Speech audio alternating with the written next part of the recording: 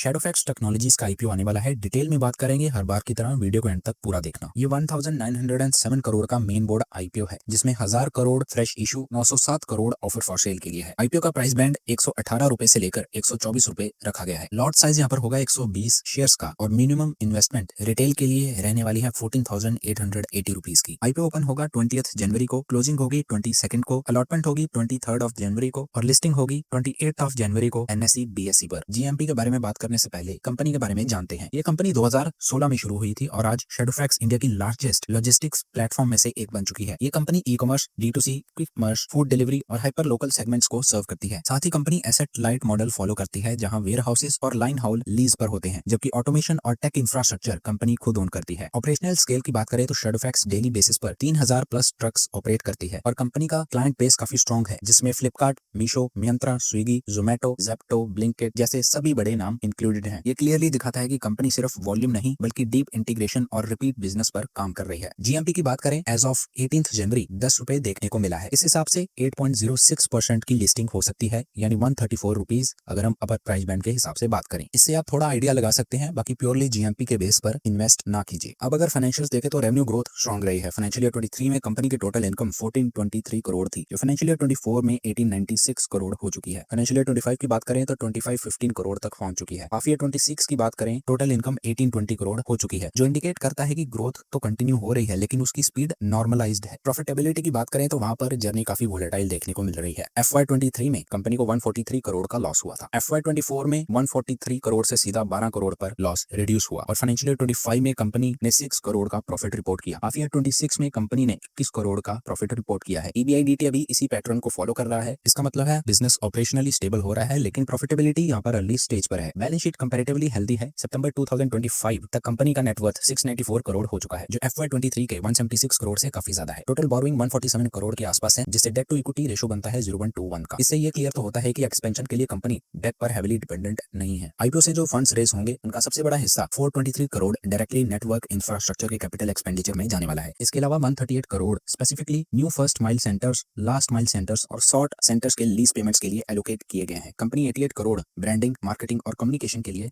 Use करेगी। अब यहाँ पर आता है सबसे इंपॉर्टेंट पॉइंट, वैल्यूएशन का। आईपीओ के अपर बैंड के हिसाब से आईपीओ पीई लगभग 170x बन रहा है। ये लॉजिस्टिक्स सेक्टर के कंपैरिजन में काफी ज्यादा एग्रेसिव है। ओवरऑल बात करें, ये IPO long term high risk cash surplus investors के लिए ज्यादा सूटेबल है। बाकी अगर आपको किसी भी स्टॉक में इन्वेस्ट करना है तो पहले अपनी थॉरो रिसर्च कीजिए और फिर इन्वेस्ट कीजिए। और ऐसे ही मार्केट वीडियोस के लिए हमारे चैनल को सब्सक्राइब करना मत भूलिएगा।